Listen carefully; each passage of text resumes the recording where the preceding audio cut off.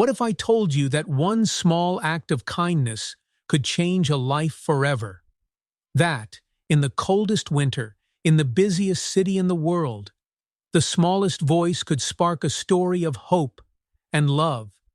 This is the story of Ellie, an 8-year-old girl whose life has been shaped by hardship and loss. Left alone to survive on the freezing streets of New York City, Ellie has learned to disappear, to move quietly through a world that seems to have forgotten her. But even in her loneliness, she holds on to something many would have lost: a flicker of hope. On a bitter Christmas Eve, Ellie finds herself in front of Hudson Mall, clutching a crumpled flyer that promises a chance to meet Santa Claus and make a Christmas wish. Unlike other children asking for toys or games, Ellie's wish is far simpler and far more heartbreaking. It's not about presents or magic, it's about survival. When Santa, played by a kind-hearted man named Michael, hears Ellie's quiet plea, something inside him shifts. He makes a decision that will set off a ripple effect of unexpected kindness and compassion, one that neither of them could have imagined. But Ellie's path isn't simple. She will face rejection, doubt, and the fear that comes with trusting people again. Will a family ever welcome her into their home? Will kindness truly be enough to help her find safety, love, and the warmth she so desperately craves? Ellie Parker pulled her thin coat tighter around her small frame, but it did nothing to block the biting cold of the New York City winter. The December wind howled through the narrow alley, where she sat huddled against a brick wall, her knees drawn up to her chest. She tucked her hands under her arms, trying to warm them, but her fingers remained stiff and numb. Above her, the darkening sky promised snow, the first flakes beginning to fall like whispers in the wind. They settled in her tangled brown hair and on the shoulders of her worn-out coat, already threadbare in spots. Her shoes, once white, were now a dull gray, the soles so thin she could feel the icy pavement through them. She tucked her feet under her coat, in a desperate attempt to stop the aching cold that gnawed at her toes. Ellie was 8 years old, but she felt much older. She had been living like this for almost 2 years, ever since the fire took everything she loved. Her family's small apartment had been engulfed so quickly that she barely remembered the details, only the smoke, the sound of her parents screaming for her to run, and the suffocating heat that chased her out into the street. She had never seen them again. At first, kind strangers and neighbors had tried to help, but soon Ellie found herself in a shelter. It was supposed to be a safe place, but the reality was different. The adults there were distant, busy with too many other children to pay much attention to her. The older kids were rough, taking whatever food or small comforts Ellie managed to hold on to. She had learned quickly that she was on her own. One night, when the noise and the fear became too much, Ellie ran. The streets were cold and dangerous, but at least out here, she was invisible. She could move through the alleys and side streets, finding places to hide and small scraps of food left behind. Still, the loneliness was the worst part. Tonight was the coldest it had been in weeks, and Ellie felt it deep in her bones. Her stomach growled fiercely, reminding her that she had not eaten all day. She had searched through trash cans outside restaurants earlier, but all she had found was a stale piece of bread. She had eaten it slowly, pretending it was something warm and filling. Now, as darkness fell over the city, Ellie pressed herself closer to the wall and tried not to cry. Tears would not help. They never did. Instead, she reached into her pocket and pulled out the crumpled flyer she had found a few days earlier. It was bright and colorful, though now it was smudged and wrinkled from being handled so often. The picture of Santa Claus smiled up at her, his red suit cheerful against a snowy backdrop. The words underneath made Ellie's heart flutter with a small flicker of hope. Meet Santa Claus at Hudson Mall. Make your Christmas wish come true. She stared at the flyer, her breath forming small clouds in the frigid air. Ellie had always believed in Santa. Her parents had told her stories about him when she was little, stories of a kind man who brought gifts to children who had been good. Even now, after everything, she still believed. "Dear Santa," she whispered, her voice barely audible over the wind, "I have been good. I promise I have. I do not want toys or anything fancy. Can you just give me some food for Christmas? I am so hungry." She said it softly, over and over again, as if the words themselves might reach him. She imagined what it would be like to walk up to Santa and look into his kind eyes, to tell him her wish, and know he would listen. Santa would not turn her away. He would not ignore her like so many people did every day. Ellie looked out at the street. The city was alive with Christmas cheer. Bright lights decorated the buildings, and shop windows displayed sparkling trees and ornaments.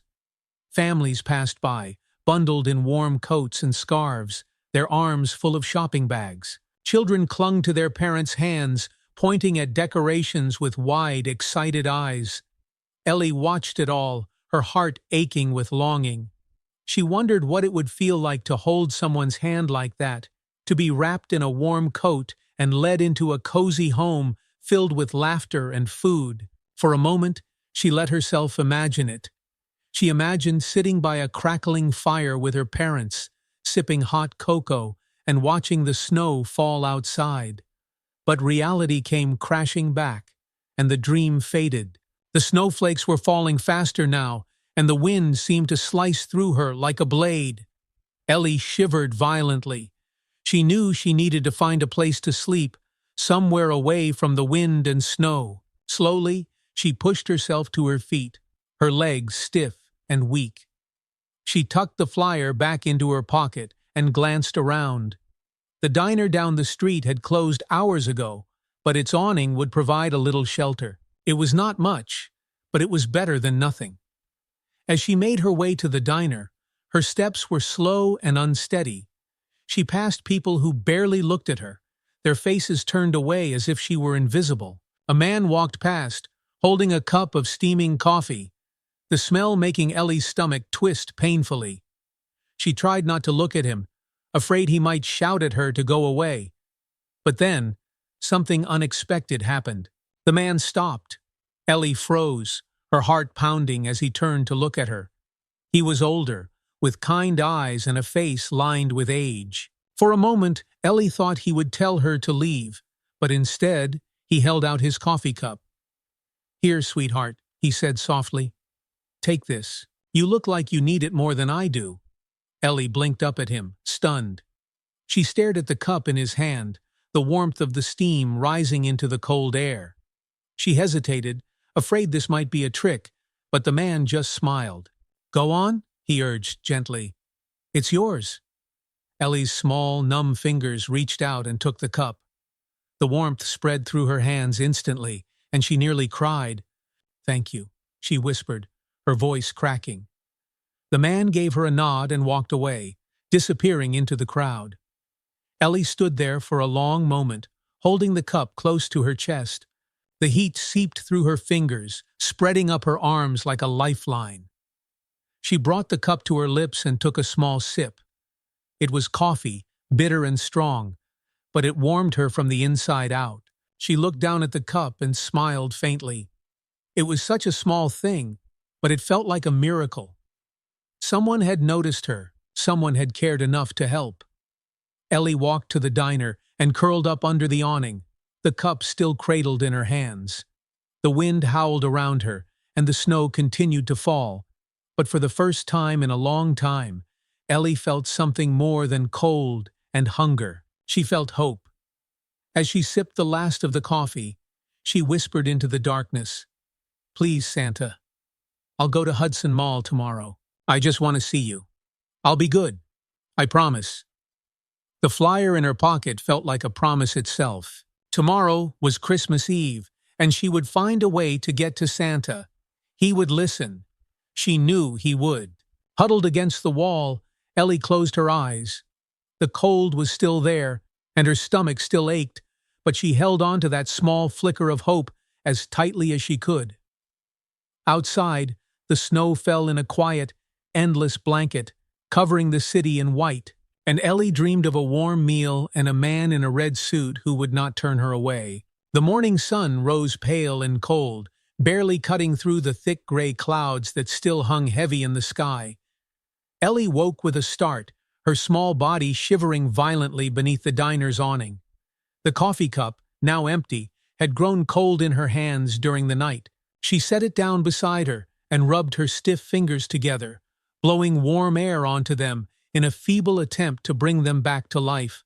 Her back ached from the hard concrete, and her toes were so numb she worried they might fall off if she dared to move them.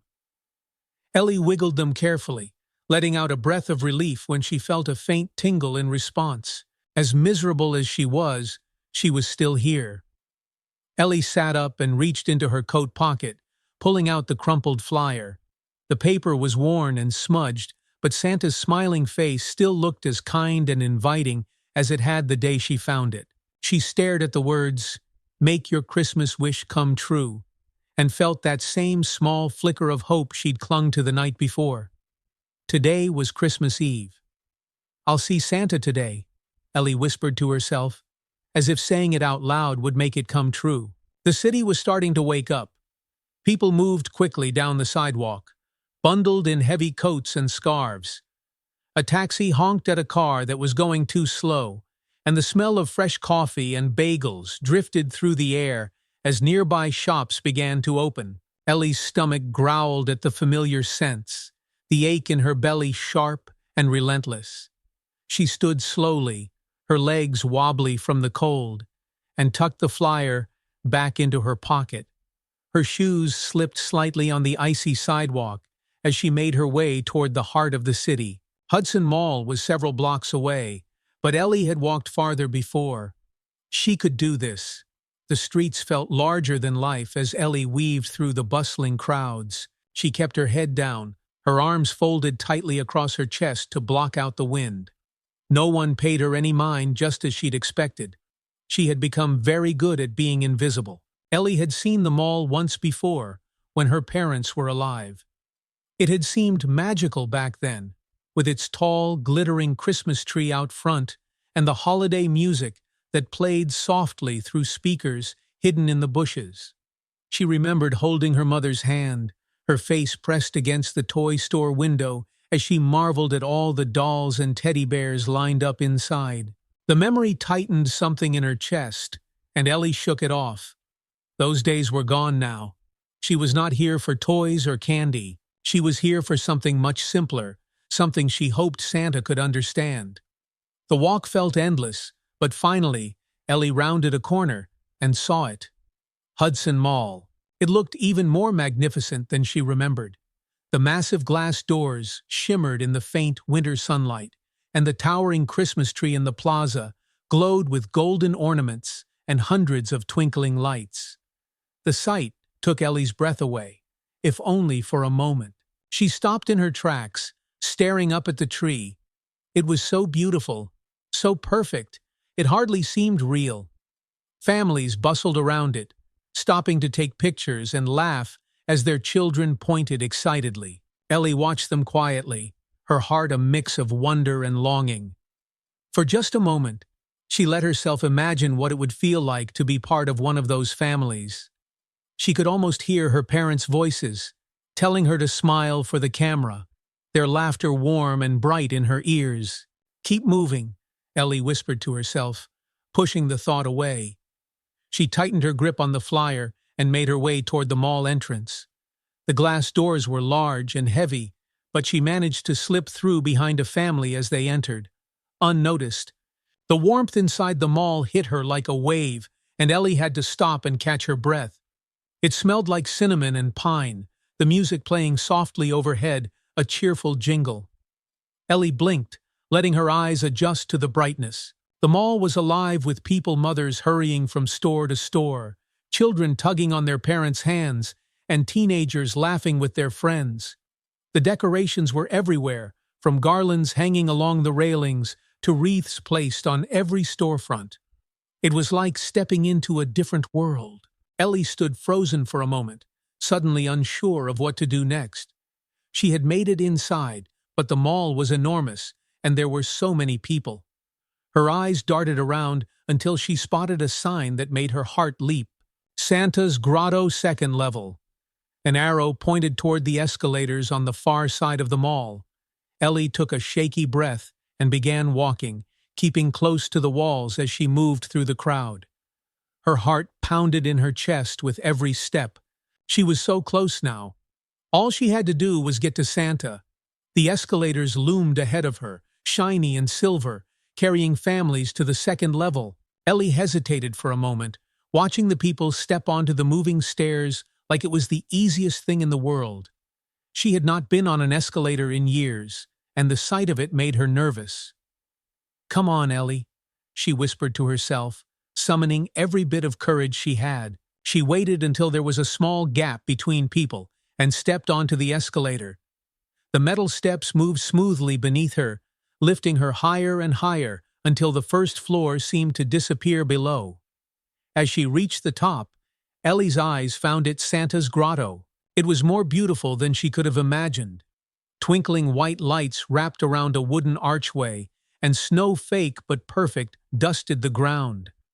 At the center of it all was Santa himself, sitting on a large golden chair, his red suit bright and his beard white and thick. A line of children stretched out in front of him, each waiting their turn to sit on his lap and whisper their wishes. Ellie felt her knees go weak. She had made it. She was here. But just as she took a step toward the line, a hand clamped down on her shoulder. "Hey, kid," a deep voice said behind her. Ellie froze. She turned slowly, her heart dropping to her feet. It was the security guard from the day before, a tall man with a hard face and a badge stitched onto his dark uniform. He frowned as he looked down at her.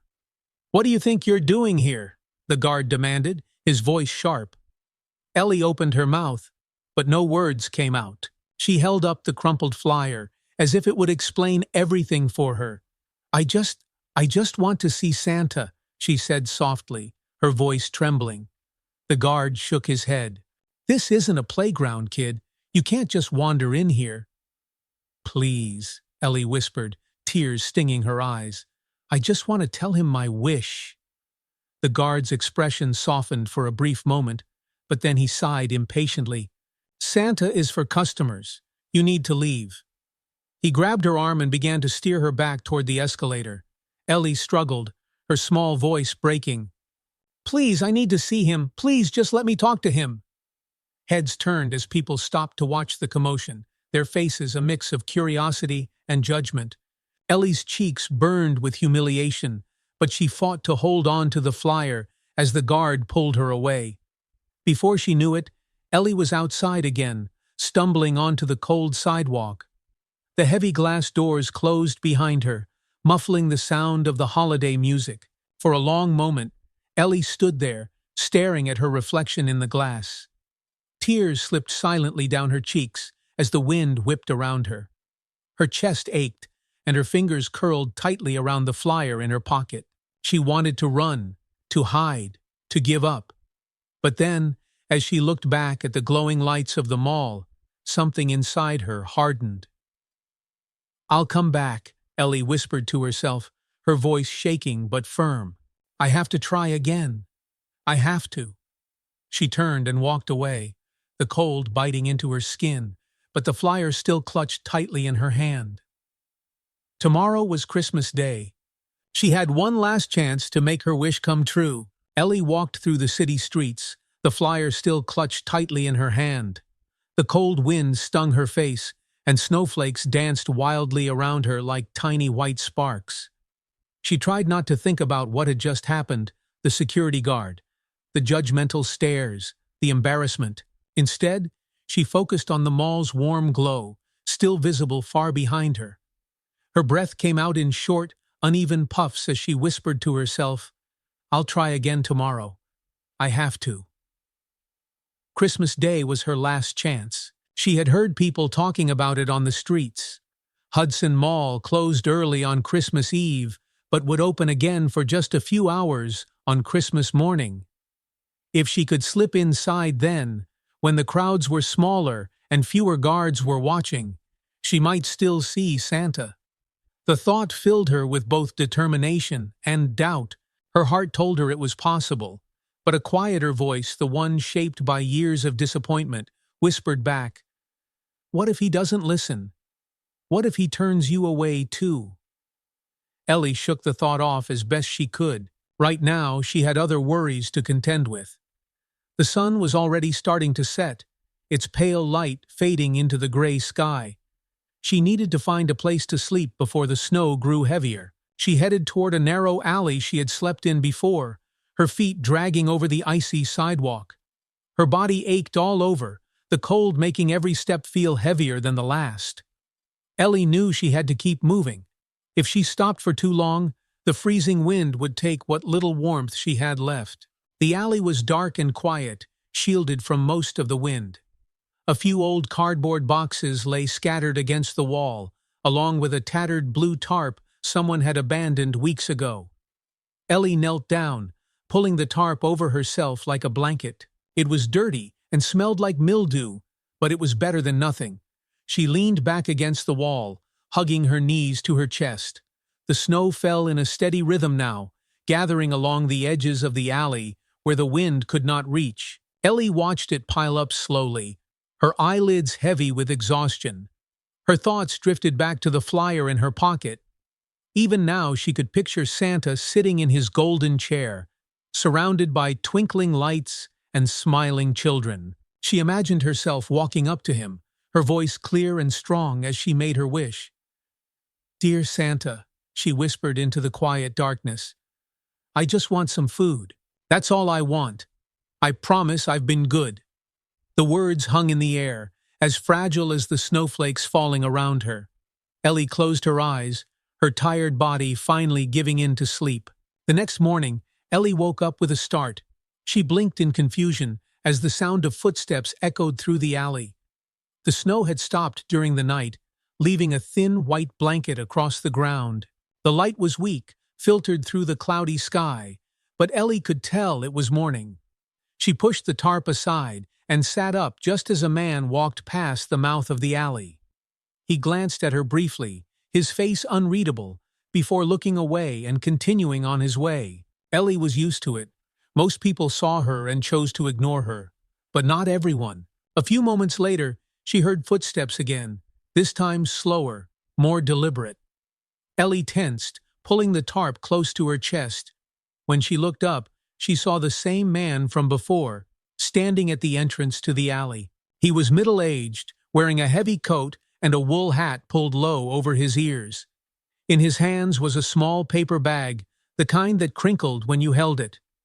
"You okay, kid?" the man asked, his voice rough but not unkind. Ellie froze, unsure of what to say. She had learned long ago to be wary of strangers. The man sighed and stepped a little closer, holding out the paper bag. "Here," he said.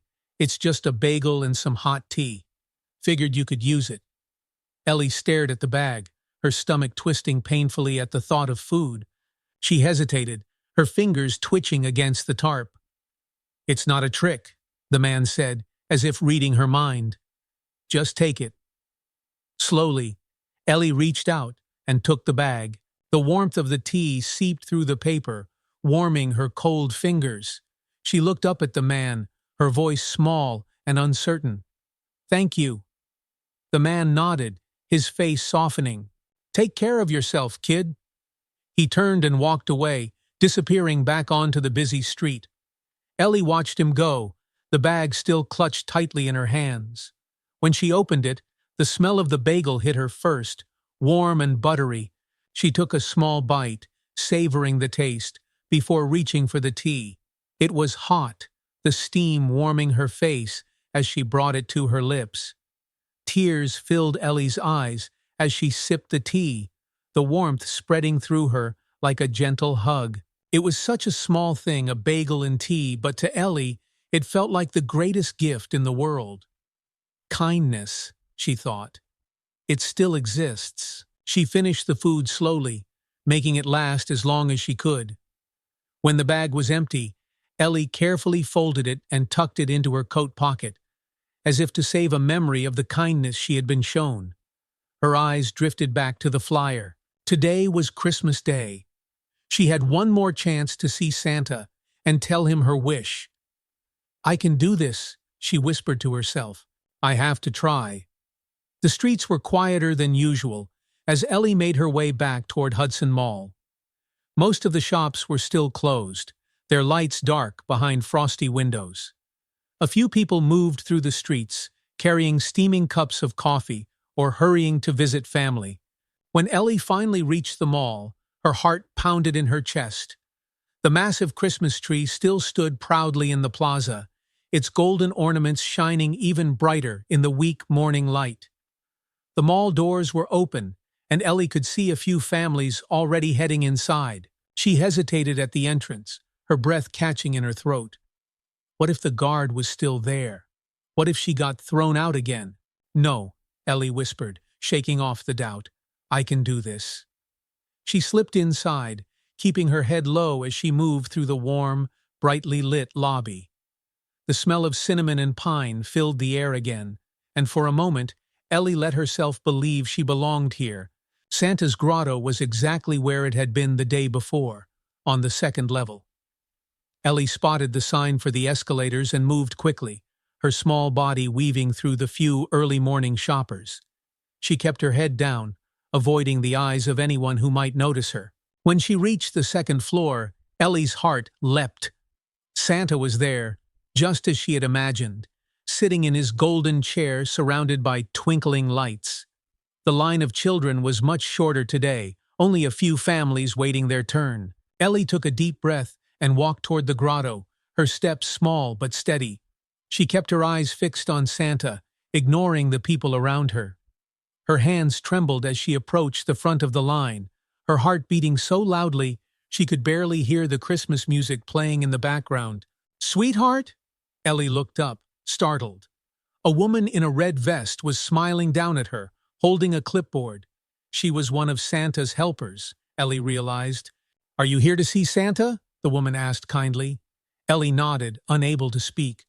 The woman smiled. "Go ahead, honey. It's your turn."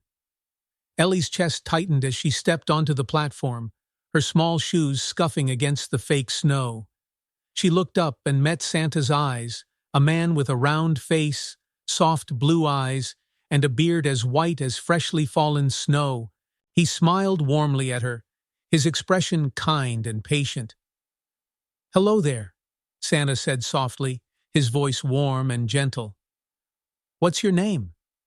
Ellie's lip quivered, her voice a trembling whisper. "Ellie," she said. Santa leaned forward slightly, his eyes filled with concern. "And what would you like for Christmas, Ellie?" Ellie clutched the flyer in her pocket, tears welling in her eyes as she spoke the words she had practiced so many times. "I just want some food," she whispered. "I'm so hungry." Santa's face fell slightly, his eyes softening even more. He reached out and rested his gloved hand gently on her shoulder. "Of course, sweetheart," he said softly. "We'll get you some food. I promise." Ellie stood perfectly still, staring up at Santa Claus, his gentle blue eyes, his warm smile, the soft white beard that framed his face like a snowy halo. The weight of her whispered words hung in the air. "I just want some food. I'm so hungry." She hadn't planned to cry, but the tears came anyway, sliding down her cheeks in silent trails as she tried to hold herself together. Santa, whose real name was Michael Bennett, felt his chest tighten as he looked at the frail little girl standing before him. In all his years of dressing up as Santa, he had never heard a wish like this. Children always asked for toys, bicycles, dolls, or games. Their wishes were big, sparkly, and full of joy. But Ellie's words were different, simple and so heartbreakingly honest that they cut straight through him. Michael hesitated for only a moment before he leaned forward in his golden chair, his gloved hand still resting gently on Ellie's small shoulder.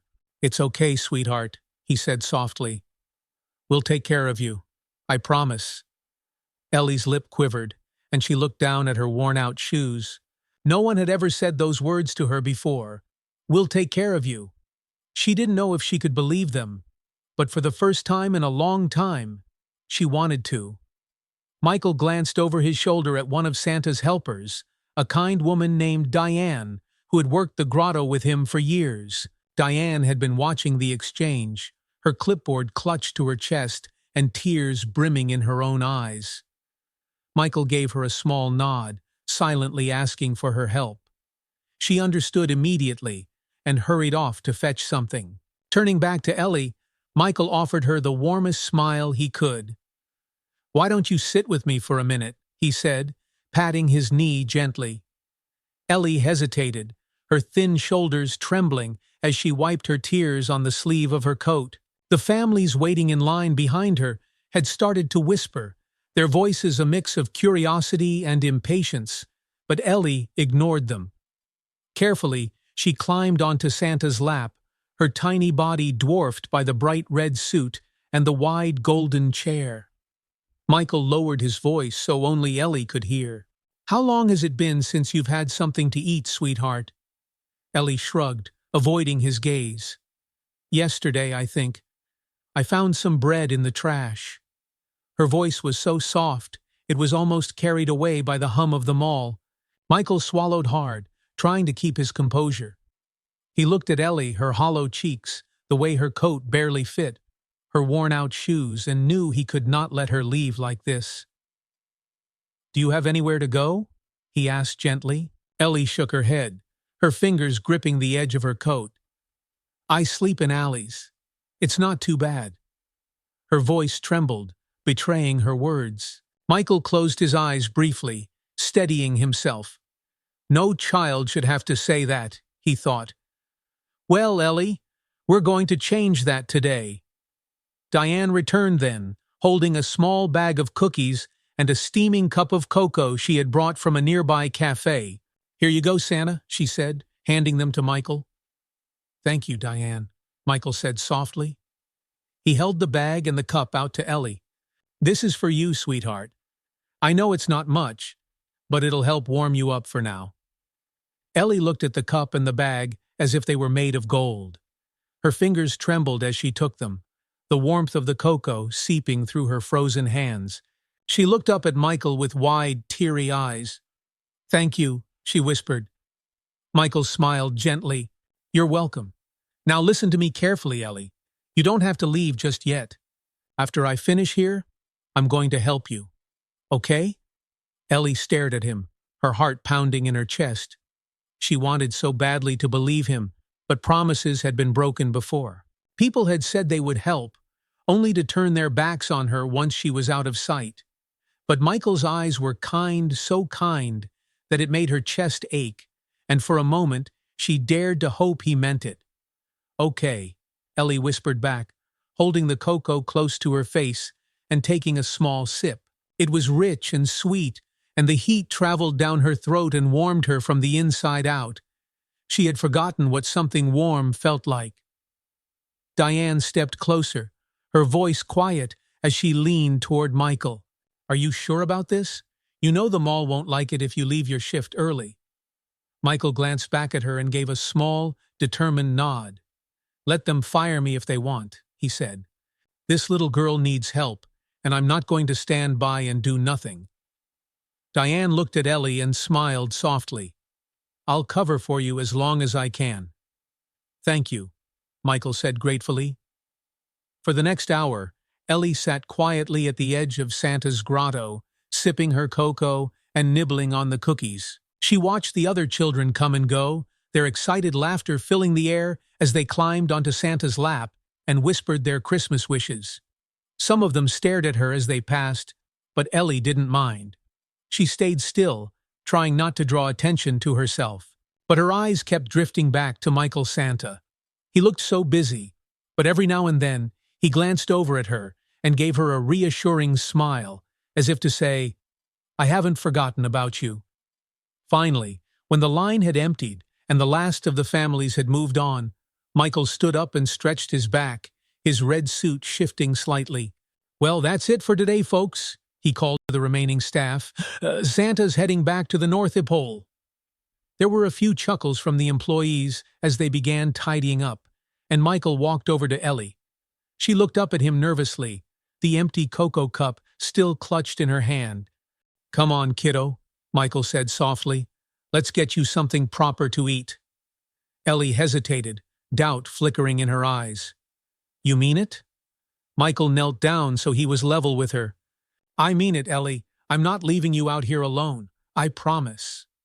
The words wrapped around Ellie like a warm blanket, and for the first time in a very long time, she believed them. "Okay," she whispered. Michael stood and held out his hand. Ellie looked at it for a moment before placing her small, trembling fingers in his gloved palm. His hand was warm and strong, and she felt a flicker of safety, something she hadn't felt in years. Together, they walked through the mall and out into the cold December air. The snow had started falling again, drifting silently from the sky and settling on the sidewalks. Ellie shivered, and Michael noticed immediately. "Here," he said, shrugging off his thick coat and wrapping it around Ellie's shoulders. It was far too big for her, the sleeves hanging down past her hands, but the warmth was immediate. Ellie looked up at him, tears welling in her eyes again. "Why are you helping me?" she asked quietly. Michael smiled softly, his breath misting in the cold air. "Because it's Christmas, Ellie, and no one should be alone or hungry on Christmas." Ellie didn't know what to say. She just pulled the coat tighter around herself and followed him down the street. As they walked, Michael's mind was racing. He knew he couldn't take Ellie home himself, but he had to do something. There was a shelter a few blocks away that he trusted, one that was warm and safe and run by good people. He would bring Ellie there, make sure she had food and a place to sleep. And he would not stop there.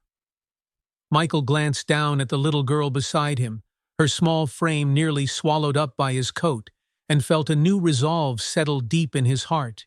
This was not the end of Ellie's story. It was just the beginning. Michael Bennett led Ellie carefully through the falling snow, his steps slow so her small legs could keep up. The thick coat he had wrapped around her trailed along the ground as they walked, but Ellie clutched it tightly, savoring the warmth. Neither of them spoke much as they moved through the city. The streets were quieter now, the sounds of holiday cheer softened by the blanket of white snow that settled on sidewalks and rooftops.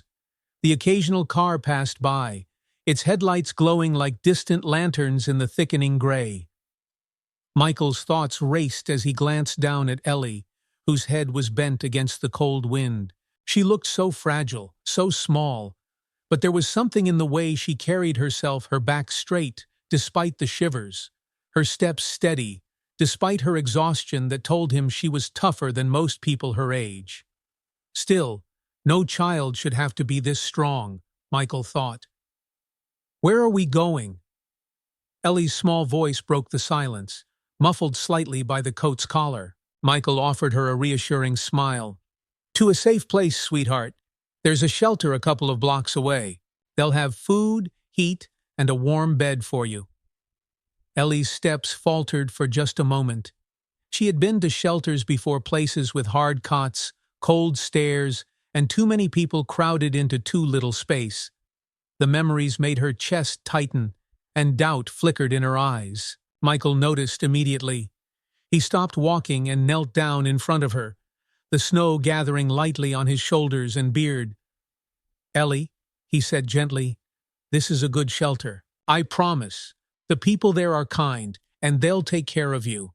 I wouldn't bring you somewhere if I didn't think it was safe." Ellie stared at him, trying to decide if she could believe him. So many adults had promised things before, only to disappear when it mattered most. But there was something different about Michael, something steady and honest in the way he looked at her. Finally, Ellie nodded. "Okay," she whispered. Michael smiled and stood, taking her small hand in his gloved one again. "Good girl. It's not much farther." The shelter was tucked away on a quiet street, its entrance marked by a simple wooden sign that read, "St. Mary's Shelter for Families." A warm yellow light spilled through the frosted windows, glowing like a beacon in the snowy night. Michael led Ellie up the steps and knocked on the heavy wooden door. Almost immediately, There was the sound of footsteps on the other side, followed by the creak of hinges as the door swung open. A woman stood there, her face soft and kind, despite the lines of exhaustion etched across it. "Michael?" The woman's voice was surprised but welcoming.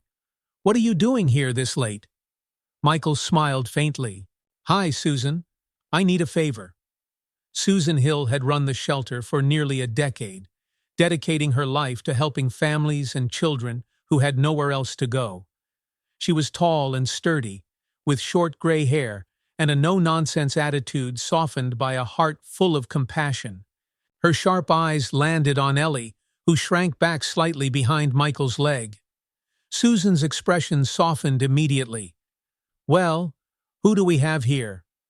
Michael stepped aside slightly, gently nudging Ellie forward. "This is Ellie. She needs a little help tonight." Susan crouched down to Ellie's level, her smile warm and patient. "Hello, Ellie. My name is Susan. You're safe here, okay? Would you like to come inside and warm up?" Ellie hesitated, her fingers still clutching Michael's coat. She looked up at him uncertainly. "It's okay," Michael said softly. "Susan's a friend. She'll take good care of you." Ellie studied Susan's face, searching for any sign of the coldness she had seen in other shelters. But there was none. Slowly, she nodded and stepped inside, her feet crossing the threshold of the shelter. The warmth hit Ellie first, wrapping around her like a blanket. The shelter was simple but cozy, with soft lighting, clean floors, and the faint smell of soup lingering in the air.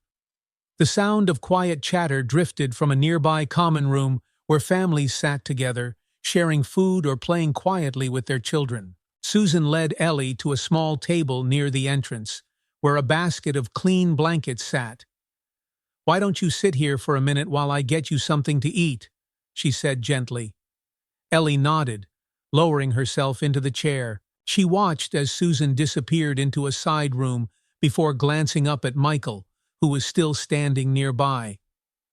"Are you leaving?" she asked quietly, her voice barely above a whisper. Michael smiled and knelt beside her again. "Not yet," he said. "I want to make sure you're settled in first." Ellie nodded, though her fingers twisted nervously in her lap. She wasn't used to this, having someone stay, someone who cared. It made her chest feel strange, like something warm was trying to break through the ice she had built around it. A few minutes later, Susan returned with a tray in her hands. On it was a bowl of steaming soup, a roll of bread, and a cup of milk. She set it down in front of Ellie, who stared at it as if she had never seen food before. "It's chicken noodle," Susan said softly. "Go on, sweetheart. It's all yours."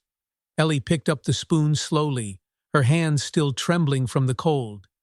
She took a small sip, and the heat spread through her body instantly.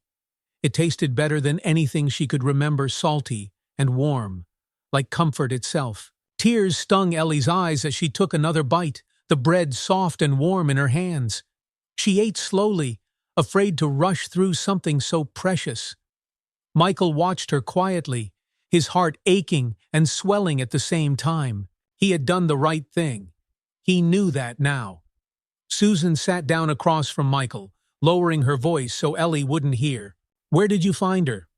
Michael sighed, running a hand through his white beard. "At Hudson Mall. She came to see Santa. All she wanted was food." Susan's face softened, her eyes flickering back to Ellie, who was still eating. "Poor thing," she said. "She's so young." Michael nodded. "I couldn't just let her leave. I had to do something." Susan smiled faintly. "Well, you did the right thing, Michael. We'll make sure she's safe here." "Can I come back tomorrow? Just to check on her?" Michael asked. "Of course," Susan said without hesitation. "She's already lucky to have someone like you looking out for her." Michael looked back at Ellie, who was finishing the last of her soup.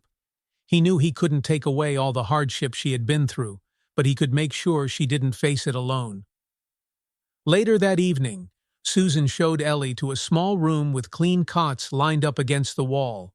Each one had a pillow and a neatly folded blanket at the foot of the bed. Ellie hesitated at the doorway, clutching the edge of Michael's coat as she looked inside. "It's all right," Susan said softly. "You can sleep here tonight. It's warm and no one will bother you." Ellie stepped into the room slowly, her eyes darting nervously around. Susan handed her a soft, clean blanket and smiled. "Here you go, sweetheart. You'll be safe here." Michael knelt beside Ellie one last time. "I'll come back tomorrow to check on you, okay?" Ellie stared at him, her lip trembling. "Promise?" Michael smiled warmly, resting a gloved hand on her shoulder. "I promise." Ellie nodded, tears filling her eyes. "Thank you," she whispered, her voice cracking. Michael stood, his heart full and heavy at the same time. As he turned to leave, he glanced back one last time to see Ellie sitting on the cot, the blanket wrapped tightly around her shoulders. She looked up at him, her small face illuminated by the soft light. And for the first time in a long time, Michael saw something in her eyes. Hope.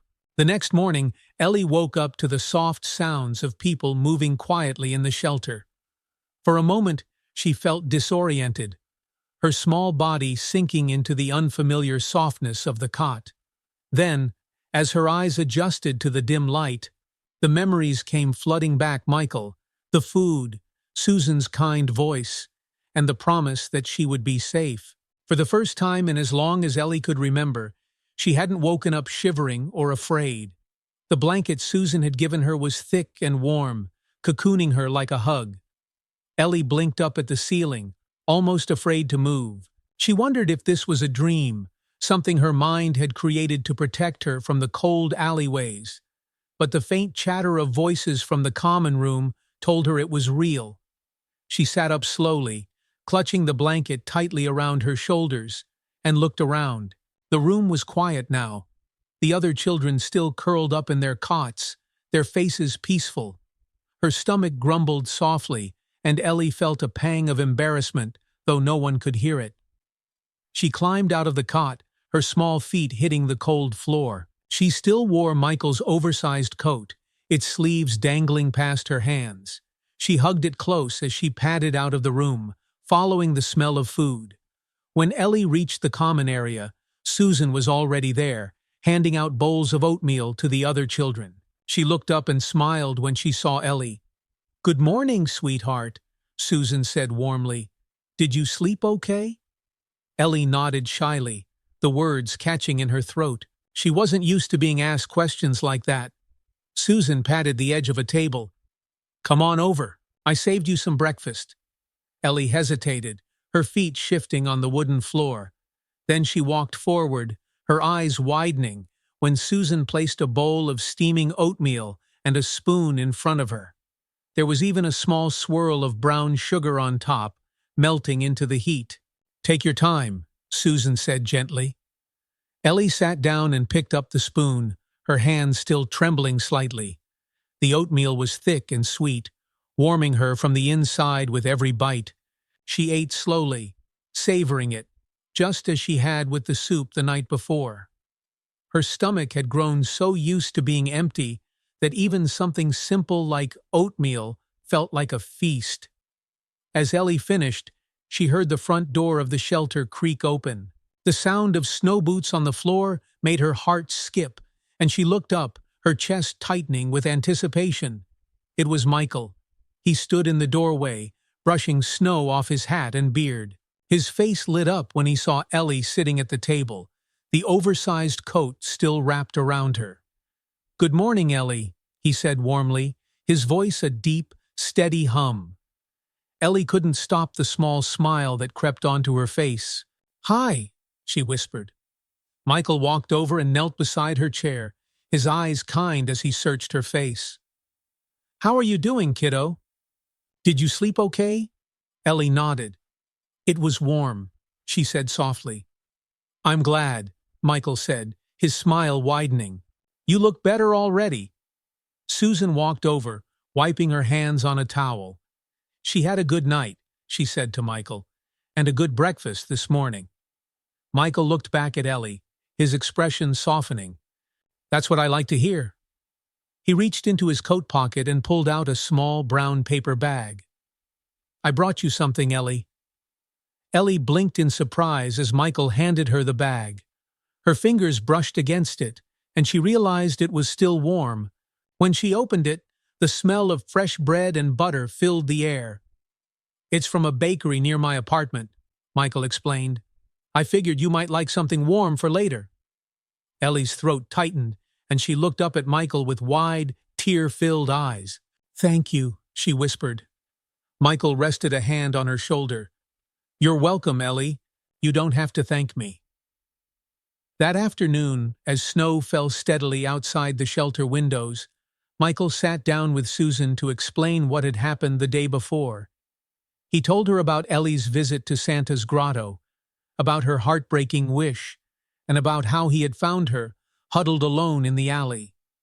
Susan listened quietly, her face serious but soft. "You did the right thing, Michael," she said when he finished. "You may have saved her life."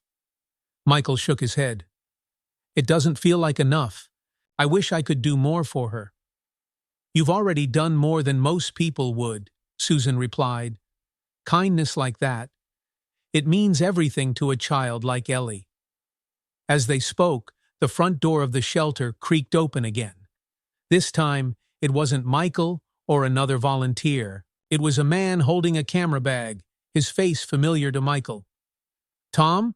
Michael said, frowning as he stood up. Tom Carter was a reporter for the local newspaper, the New York Gazette. Michael had seen him around the mall before, covering holiday events and community fundraisers. "Michael," Tom greeted, shaking snow off his coat. "I've been looking for you. Mind if I have a word?" Michael glanced at Susan, who shrugged slightly. "Sure," Michael said cautiously. "What's this about?" Tom's face turned serious. "I heard what happened yesterday at Hudson Mall. A little girl asked Santa for food. That's not something you hear every day." Michael sighed, running a hand through his hair. "It's true. Her name's Ellie. She's just a kid, Tom, 8 years old, living on the streets all by herself." Tom's expression softened. "And you brought her here?" "I couldn't leave her out there alone," Michael said simply.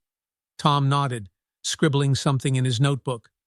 "Listen, Michael, I think people need to hear about this, about Ellie, about what you did." Michael stiffened. "I don't want her turned into some kind of story, Tom. She's been through enough." Tom raised a hand.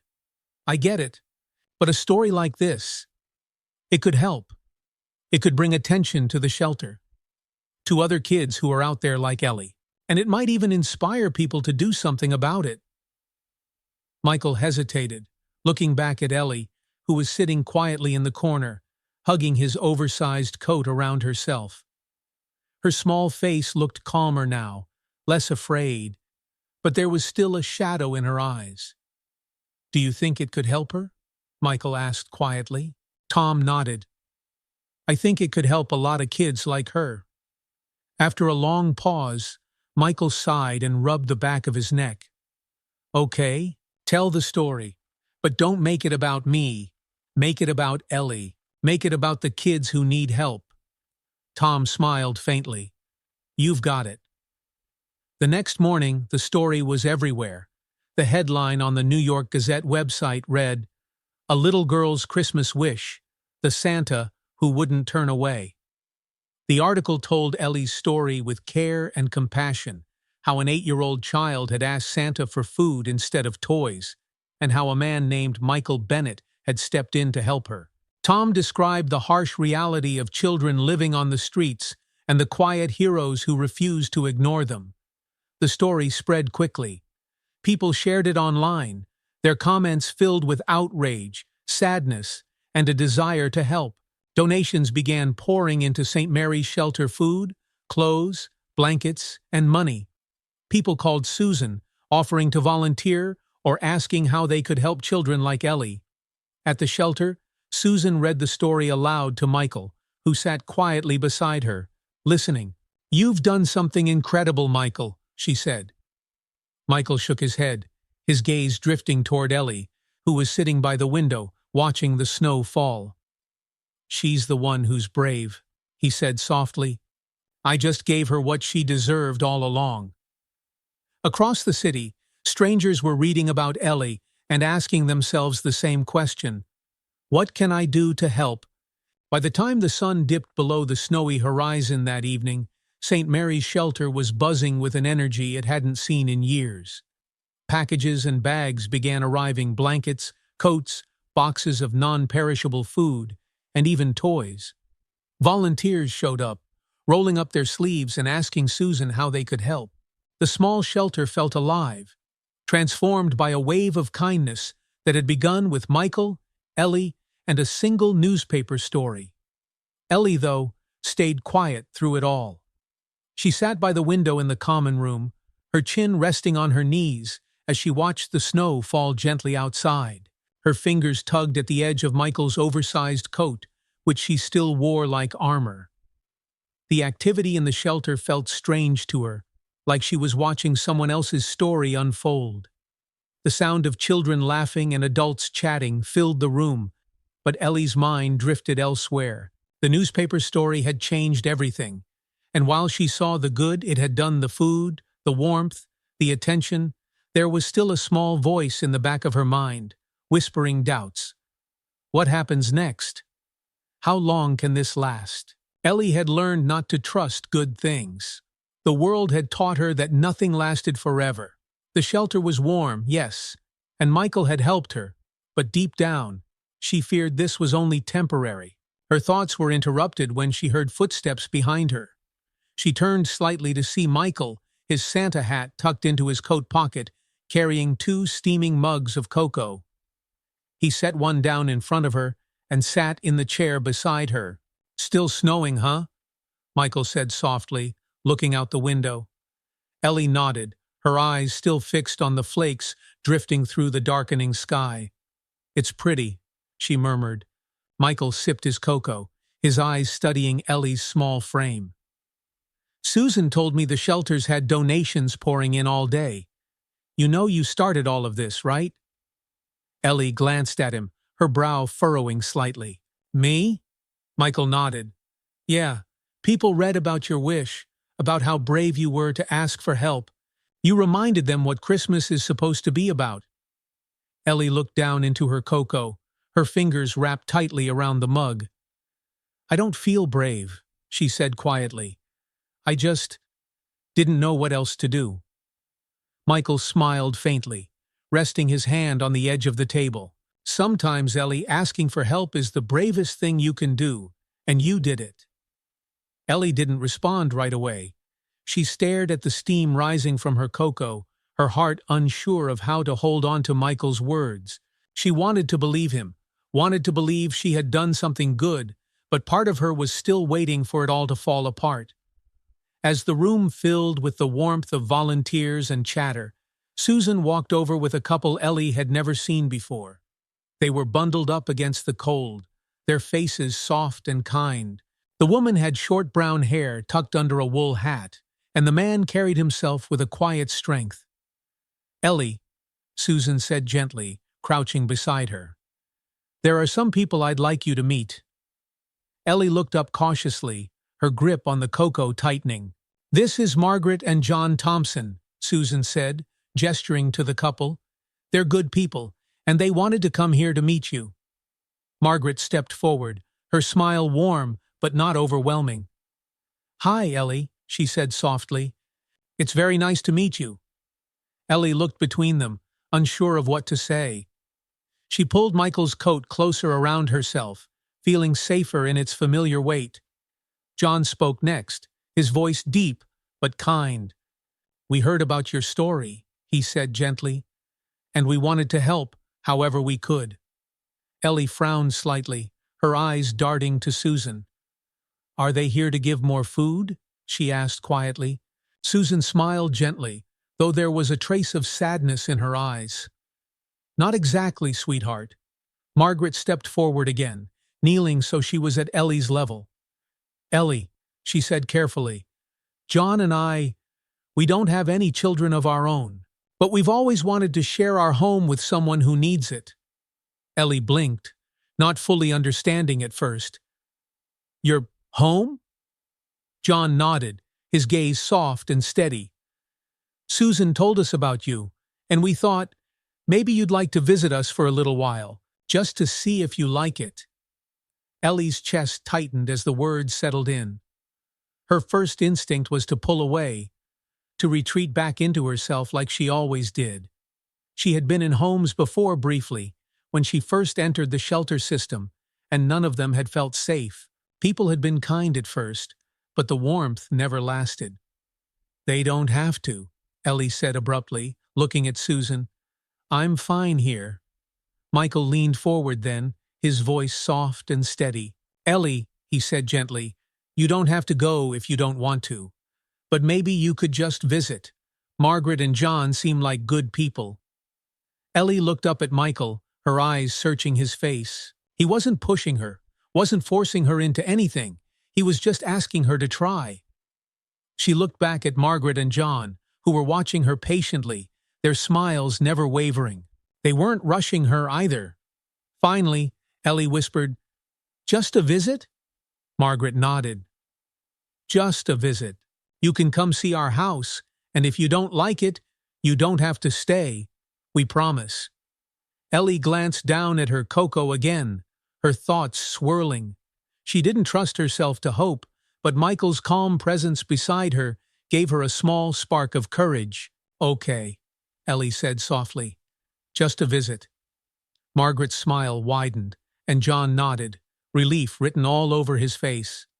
That's very brave of you, Ellie, Margaret said. We'll come back tomorrow, and you can decide then, all right?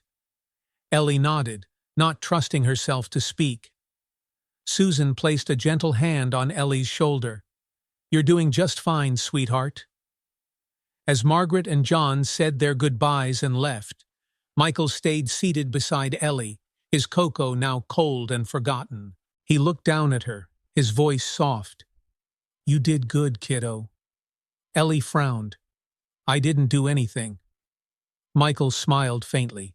You're giving something new a chance. That's not nothing. Ellie didn't respond, but Michael could see the gears turning in her mind. She was afraid, but she was trying. That night, as Ellie lay on the cot in the shelter's sleeping room, her mind was a whirlwind of thoughts. She thought about Margaret's kind smile and John's steady voice.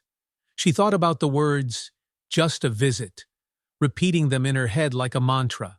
But most of all, she thought about Michael's voice saying, You're giving something new a chance. Ellie hugged the clean blanket tightly around herself, closing her eyes against the darkness. She wasn't sure what tomorrow would bring, but for the first time in a long time, she let herself imagine the possibility of something better. And somewhere deep in her heart, a small ember of hope began to glow. The next morning, the shelter was quieter than usual. Most of the families and volunteers were still sleeping, but Ellie sat awake on her cot, staring at the blanket in her lap. She had barely slept.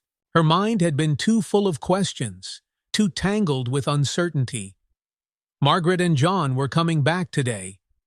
Ellie tugged Michael's oversized coat closer around her shoulders, the familiar fabric comforting her. She kept replaying Margaret's words in her head. Just a visit. They had promised she didn't have to stay, and Michael had told her she was brave for even considering it. But still, the idea of leaving the shelter, even just for a visit, made Ellie's stomach twist with nerves. What if they changed their minds? What if they didn't like her once they spent time with her? What if their home wasn't as safe as they said it would be? Ellie had learned to expect disappointment. She had learned not to hope too much.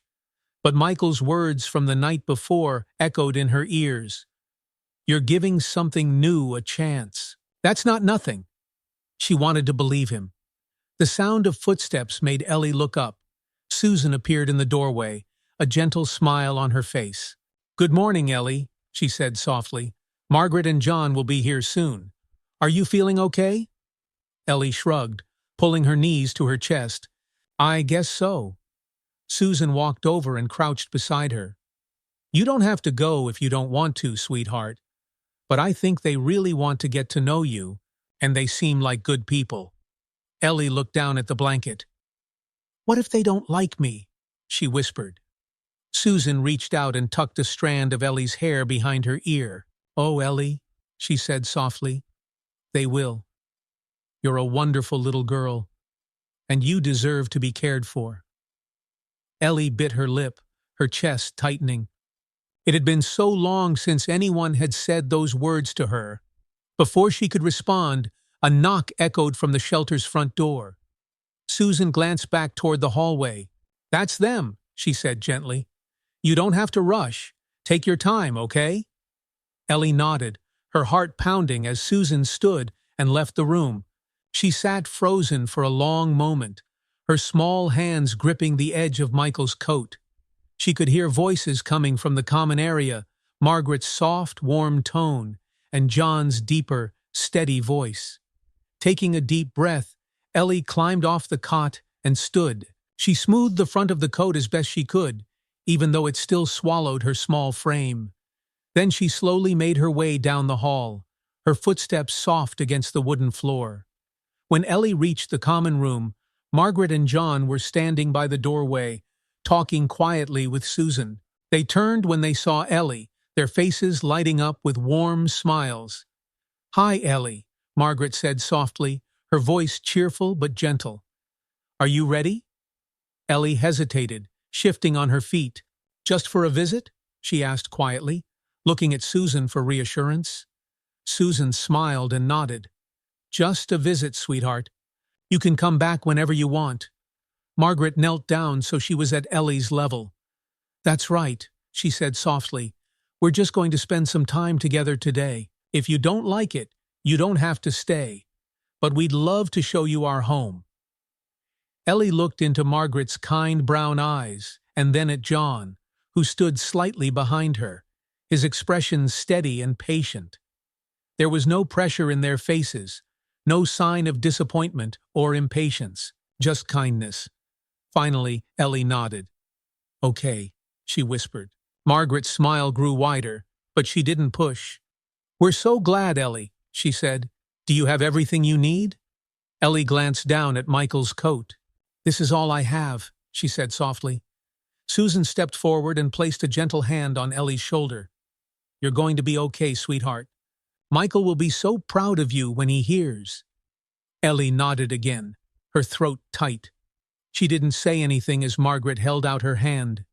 After a moment, Ellie slipped her small fingers into Margaret's gloved palm. It felt warm and safe in a way that startled her.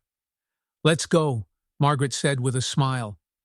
The Thompsons' car was warm, its heater humming softly as they drove out of the city. Ellie sat quietly in the back seat, her hands tucked inside the sleeves of Michael's coat as she stared out the window. The snow-covered streets gave way to neighborhoods she had never seen before, quiet houses with wreaths on their doors, smoke rising gently from chimneys, and strings of glowing Christmas lights along rooftops. Ellie couldn't remember the last time she had seen so many houses, so much stillness. It was nothing like the city streets she was used to, where everything felt loud and crowded and gray. "Are you warm enough back there, Ellie?" Margaret asked, glancing at her in the rear-view mirror. Ellie nodded, her voice small. "Yes, thank you." John smiled over his shoulder. "We'll be home soon, just a little farther." Ellie didn't know what to say, so she simply nodded again and turned back to the window. She was nervous, her stomach twisted with the same unease she had felt all night. What if this didn't work? What if they decided she was too quiet, too strange, too much trouble? She had been let down before, and her heart braced itself for the same. When the car finally pulled into the driveway, Ellie's breath caught. The Thompsons' house was nothing like she had imagined. It was small and simple, a cozy little cottage with white trim and a snow-covered roof. A wreath hung on the front door, and through the windows, Ellie could see the glow of a Christmas tree twinkling softly in the living room. John turned off the engine and smiled at Ellie. "Welcome home for your visit, anyway." Ellie stared at the house, her chest tightening. "It's pretty," she said softly. Margaret opened the car door and walked around to Ellie's side, holding her hand out to help her. Ellie climbed out slowly, her shoes crunching softly on the snow-covered driveway. Margaret smiled warmly. "Come on inside. It's warmer in there." Ellie followed them up the steps, her heart pounding in her chest. When John opened the front door, Ellie was hit with a wave of warmth. The smell of something sweet, cookies, maybe drifted from the kitchen, and the soft glow of the Christmas tree lit up the living room. "Come on in," Margaret said, setting her bag down by the door. "Make yourself at home." Ellie stepped inside, her feet sinking into the thick rug just beyond the entryway. She looked around cautiously, taking in the small, tidy space. A rocking chair sat by the window, and the mantel above the fireplace was decorated with stockings, two of them embroidered with the names Margaret and John. Ellie's gaze lingered on the third stocking, which hung empty. Its red fabric was stitched in gold thread, but there was no name on it yet. "That one's new," Margaret said softly, following Ellie's gaze. "We thought we'd wait to see whose name should go there." Ellie looked at her, unsure of what to say. "Would you like some cookies and hot chocolate?" John asked, his voice cheerful as he set his coat on the hook by the door. Ellie nodded slowly. "Okay," Margaret smiled. "Let's get you settled then." That evening, Ellie sat curled up on the couch, a warm mug of cocoa in her hands and a soft blanket wrapped around her. The Christmas tree glowed quietly in the corner, its lights reflecting off the window. For the first time in as long as she could remember, Ellie felt safe. Margaret and John didn't press her to talk, didn't push her to do anything she wasn't ready for. They simply let her sit, wrapped in warmth and quiet. As the snow fell softly outside, Ellie looked down at the empty stocking on the mantel. She didn't dare let herself hope yet, not completely. But as she sat there, surrounded by kindness, she felt something shift deep inside her. Maybe this could be home. Ellie woke up to the soft glow of sunlight streaming through a window, something she hadn't experienced in a long time. She blinked, momentarily confused, her eyes adjusting to her surroundings. She wasn't in the shelter, and she wasn't in an alley or under a diner awning. Instead, she lay beneath a soft quilt in a cozy little bedroom. The walls were painted pale blue, and a small bookshelf stood near the bed, filled with colorful children's books.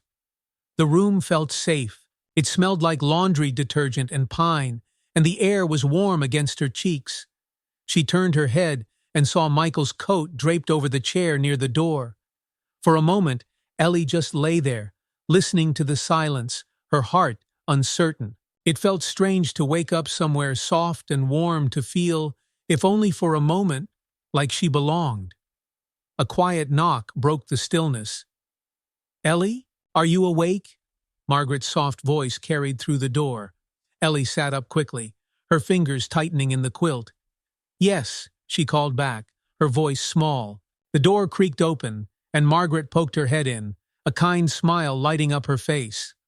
"Good morning, sweetheart. I hope you slept well." Ellie nodded, though her voice stuck in her throat. "I did, thank you." "I made pancakes," Margaret said gently. "John's already in the kitchen, and he said he's not starting without you." Ellie blinked in surprise. "Pancakes?" Margaret nodded. "Come down whenever you're ready, okay?" Ellie hesitated, but then swung her legs out of the bed. The floor was warm beneath her feet, and she picked up Michael's coat from the chair, hugging it to her chest. "Okay," she whispered. Margaret smiled once more before closing the door behind her.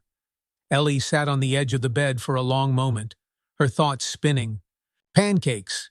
People didn't make pancakes for her. She couldn't remember the last time someone had cooked something just because they wanted her to have it. As Ellie made her way downstairs, the smell of pancakes and syrup grew stronger. She followed the scent into the kitchen, where John was flipping a pancake in a cast-iron pan. Margaret was at the table, setting down plates and mugs. "Good morning, Ellie," John greeted her, his smile big and genuine. "I hope you're hungry, because I've made way too many of these." Ellie hovered near the doorway, unsure of where to sit or what to do. Margaret noticed immediately and patted the chair beside her. Come sit, sweetheart. You're just in time. Ellie moved slowly toward the chair and climbed up, setting Michael's coat on her lap. She glanced at the table, where a plate piled high with fluffy pancakes sat, golden and warm. Steam rose from a small pitcher of syrup, and Ellie's stomach rumbled loudly, making her cheeks flush. John chuckled as he set another pancake onto the stack. That's what I like to hear. A good appetite. Margaret handed Ellie a fork and knife, her voice gentle. Go ahead, Ellie. Help yourself. Ellie picked up the fork cautiously and slid a pancake onto her plate. She poured a little syrup over it, watching the sticky sweetness pool along the edges, then took her first bite. It was warm, soft, and sweet, the kind of food that made her feel like she could breathe a little easier. It's good, Ellie murmured, almost to herself. Margaret's smile widened. I'm glad you like it. As Ellie ate, she listened to Margaret and John talk about simple things, the weather, the snow, and how John was planning to fix the fence in the backyard. It wasn't anything important, but their voices were calm, steady, and warm, filling the room with a quiet peace Ellie hadn't felt in years. Every now and then, they would ask her gentle questions. Do you like pancakes, Ellie? Have you ever seen this much snow before? She answered softly, keeping her words short, but neither Margaret nor John pushed her to say more. When breakfast was over, John cleared the plates, humming softly to himself, as Margaret poured Ellie another glass of milk. We thought, Margaret said carefully, that maybe we could go outside today and show you the backyard. There's enough snow for us to build a snowman, if you want. Ellie looked up, startled. A snowman? Margaret nodded. Have you ever built one before? Ellie shook her head. No. John grinned, wiping his hands on a dish towel. Well, it's about time you did. The Thompsons' backyard stretched out like a white canvas, untouched and perfect, beneath a sky so pale it almost disappeared into the snow. Ellie stood at the edge of the porch, bundled up in a warm coat Margaret had found for her, a thick scarf wrapped around her neck. John stepped into the yard and scooped up a handful of snow, packing it into a ball. The trick, he said, holding it up, is to start small. Then you roll it until it grows. Ellie watched as he dropped the snowball to the ground and began rolling it. It picked up more snow as he moved, growing bigger with each turn. Margaret joined him, laughing as she worked on the middle section of the snowman. After a few moments, Ellie stepped off the porch and into the snow. It crunched beneath her boots, and she bent down, scooping up a small handful. It was cold and soft against her bare hands, and for a moment she simply held it, staring at the way it glistened in the sunlight. Give it a try, Ellie, Margaret called, her voice encouraging. We'll build him together. Ellie hesitated, but then began to roll the snowball carefully, just as John had shown her. It was hard work, but something about it made her chest feel lighter. As the snowball grew, so did Ellie's smile, small at first but real and warm. The three of them worked together, building the snowman piece by piece. John lifted the middle section into place, and Margaret found two small branches to use as arms. They gave him a carrot nose, stones for eyes, and an old scarf to wrap around his neck. When they were finished, Ellie stepped back to admire their creation. The snowman stood tall and proud, his crooked smile looking back at her. He's perfect, Margaret said softly, brushing snow off her gloves. Ellie nodded, a real smile spreading across her face. I like him, John grinned. What should we name him? Ellie thought for a moment, her breath misting in the cold air. Henry, she said finally. Henry it is, John said with a laugh, clapping his hands together. Margaret put an arm around Ellie's shoulders, pulling her close. You did a wonderful job, Ellie. Ellie looked up at Margaret, startled by the gesture, but the warmth in Margaret's smile made her chest ache in the best possible way. She didn't pull away. Later that evening, after dinner and a mug of hot chocolate by the fire, Ellie sat quietly in the living room, staring at the Christmas tree. The soft glow of the lights reflected in her eyes as she hugged Michael's coat close to her chest. Margaret sat beside her, knitting quietly, while John flipped through a book in his chair. The house was peaceful, and Ellie could hear the faint sound of the wind outside. Margaret spoke softly, not looking up from her knitting. "We're so glad you came to visit, Ellie." Ellie looked down at her hands. "It's nice here," she said quietly. Margaret smiled. "You're welcome to stay longer if you want to, sweetheart. There's no rush. This is your choice." Ellie looked at the empty stocking on the mantel, her heart tight. For the first time in years, she didn't feel like she had to run. She didn't feel invisible. Maybe, she thought, this could really be home. And for the first time, Ellie let herself believe it might be true. The next morning, Ellie woke to the sound of laughter coming from downstairs. She lay in the small, cozy bed for a long moment, listening. The house was full of warmth and life, something she wasn't used to, but she found herself smiling faintly as she hugged the quilt to her chest. She wasn't sure how long she had been lying there when Margaret's soft knock sounded on the door. "Ellie, breakfast is ready whenever you are. No rush." "Okay," Ellie called back, her voice clear for once. When Margaret's footsteps faded down the hall, Ellie sat up and glanced around the little room. It still didn't feel quite real, the clean sheets, the bookshelf full of books she hadn't even touched yet, and the warmth of the air that surrounded her. She ran her fingers over Michael's coat, which still sat draped over the chair near the door. Michael. Her chest tightened as she thought of him. He had brought her here. He had told her she was brave, that she deserved kindness. He had given her a chance to believe in something again, and though he wasn't here now, Ellie could still hear his voice in her mind.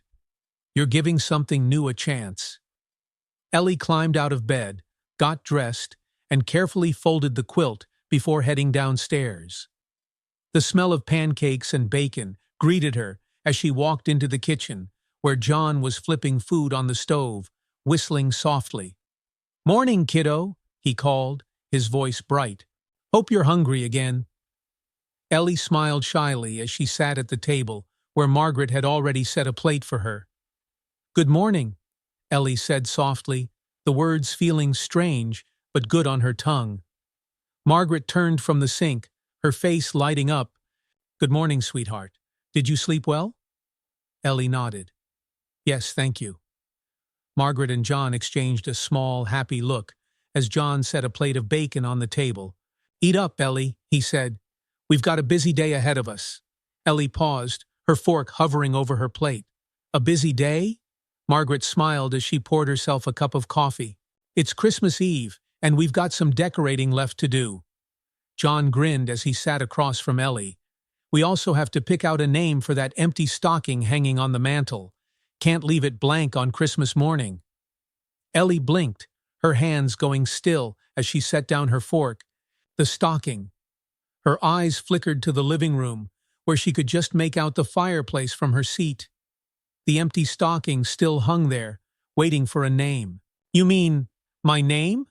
Ellie asked hesitantly, her voice small. Margaret's smile softened. "Only if you're ready for that, sweetheart. We won't rush you. But John and I would love to make this your home if you'll have us." Ellie stared at them, her heart pounding in her chest. For so long she had been afraid to trust people, afraid to believe that something good could last. But here they were, waiting patiently, offering her something she hadn't dared to dream of: love, safety, and a family. Margaret reached across the table and placed her hand gently over Ellie's. "It's okay to take your time," she said softly. Ellie looked down at their hands, her lip trembling. She wanted this, wanted it so badly, it scared her. But she still couldn't quite believe it was real. "I'll think about it," Ellie whispered. Margaret smiled warmly. "That's all we ask." That afternoon, Margaret and John took Ellie out to pick up a few last-minute groceries for Christmas dinner. The store was packed with families bustling through the aisles, their carts full of hams, pies, and bags of candy. Ellie walked beside Margaret, her small hands tucked into her new gloves, feeling a little overwhelmed by all the noise and movement. But Margaret stayed close, talking softly to her as they moved through the store. When they reached the checkout line, Ellie spotted something on a nearby rack that made her freeze. It was a small stuffed bear wearing a red Santa hat. She couldn't help but think of Michael. Margaret noticed the way Ellie's eyes lingered on the bear. "Do you like that one?" Ellie nodded, but she pulled her gaze away quickly. "It's okay." Margaret exchanged a glance with John, who smiled and slipped the bear into their cart when Ellie wasn't looking. That evening, as the snow fell steadily outside, Ellie sat by the Christmas tree, watching the lights twinkle in the dim room. The house felt quiet and safe, and for the first time in a long time, she didn't feel the need to hide. Margaret walked over and sat beside her, holding out a small, wrapped box. Ellie blinked in surprise. "What's this?" "An early Christmas present," Margaret said softly. "Go ahead, open it." Ellie hesitated, her hands trembling slightly as she took the box. She carefully peeled away the wrapping paper and lifted the lid, her breath catching when she saw what was inside. It was the bear, the same one she had seen at the store. Its small, round face smiled up at her, the red Santa hat perched crookedly on its head. Ellie looked up at Margaret, her eyes wide. "You got this for me?" Margaret nodded. "We wanted you to have something special, something to remind you that you're not alone anymore." Ellie hugged the bear tightly to her chest, her heart full and aching all at once. She didn't say anything, but Margaret didn't mind. She simply reached over and wrapped an arm around Ellie's shoulders, holding her close. As Ellie sat there, surrounded by the glow of the tree and the warmth of Margaret's embrace, something shifted inside her. The walls she had built to protect herself began to crack, and the small ember of hope that Michael had lit inside her finally caught fire. She wasn't alone. Not anymore. On Christmas morning, Ellie woke to the sound of soft voices and the smell of something baking. She climbed out of bed, her new bear tucked under one arm, and padded downstairs to find Margaret and John sitting by the fireplace, mugs of coffee in their hands. "Merry Christmas, Ellie," Margaret said warmly when she saw her. Ellie's eyes drifted to the mantel, where the stockings hung in a neat row. The third stocking, the one that had been empty now, had a name stitched into the red fabric in gold thread. Ellie. Ellie stared at it for a long moment, her heart full and her throat tight. Then she looked back at Margaret and John, her voice small but steady. "Thank you," she whispered. John smiled. "Merry Christmas, kiddo." Later that afternoon, as snow continued to fall outside, Michael arrived. He had promised Margaret and John he would visit, and Ellie ran to him as soon as she saw him step inside, the stuffed bear still tucked under her arm. Michael crouched down, his face lighting up. "Hey there, kiddo. You look good." Ellie nodded, smiling. "I'm staying here now. Margaret and John said I can—" "And look," she held up the bear proudly. "They got me this. His name is Henry, like the snowman." Michael chuckled softly, his eyes misty as he ruffled her hair. "That's a good name. I'm proud of you, Ellie." Ellie hugged him tightly, her small arms wrapping around his neck. "You were right," she whispered. "I just had to give something new a chance." Michael smiled as he hugged her back, his voice thick with emotion. "You're braver than you know, kiddo, and you deserve all of this." As Michael stood and looked around the cozy house, at the family that had welcomed Ellie so completely, he knew that this was just the beginning. Ellie had found a home. She had found love. And all of it had started with one small act of kindness. Outside, the snow fell softly, blanketing the world in white. Ellie sat by the window, her bear in her lap, and watched the flakes swirl through the air. For the first time in years, she felt safe. She felt loved. And for the first time, Ellie allowed herself to believe in something bigger than herself, something as simple and powerful as hope. "Merry Christmas," she whispered, her voice full of wonder. As the sun began to set on Christmas Day, Ellie sat with Margaret and John by the crackling fire.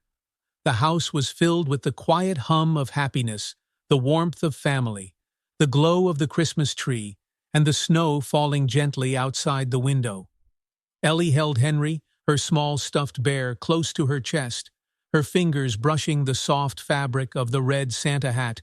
She looked around the room, the mantel where her stocking now hung proudly, the cozy blankets draped over the chairs, and Margaret and John laughing softly together as they sipped cocoa.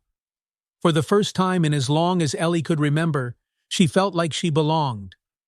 Her thoughts drifted to Michael, the man who had dressed as Santa, the man who had believed in her when no one else had. He had told her that kindness could change everything, and now she knew he was right. One small act had started it all. Ellie turned back to the window, watching the snowflakes swirl like tiny dancers in the cold air. She whispered a quiet promise to herself, a promise to hold on to this feeling of hope, of love, of safety. She would never forget where she had been or the people who had helped her along the way. And for anyone else out there, any child like her, anyone who felt invisible or forgotten, she wished they could feel this too. "Merry Christmas," Ellie whispered again, her voice soft but strong.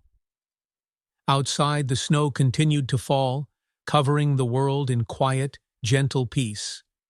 This story reminds us of the power of kindness, hope, and compassion. Even the smallest act of love can change someone's world forever. If Ellie's journey has touched your heart, remember that there are children like her out there who need our help. Whether it's offering a helping hand, sharing what you can, or simply spreading hope, every action matters. If you enjoyed this story and believe in the message it shares, please like, subscribe, and share this video to help inspire others. Your support means the world, and it allows us to continue telling stories that bring hope, compassion, and kindness to light. Thank you for watching, and may you always believe in the magic of kindness. Subscribe now and join us for more stories that warm the heart, inspire change, and remind us of the good in the world. Wishing you a season of love, hope, and light. Merry Christmas.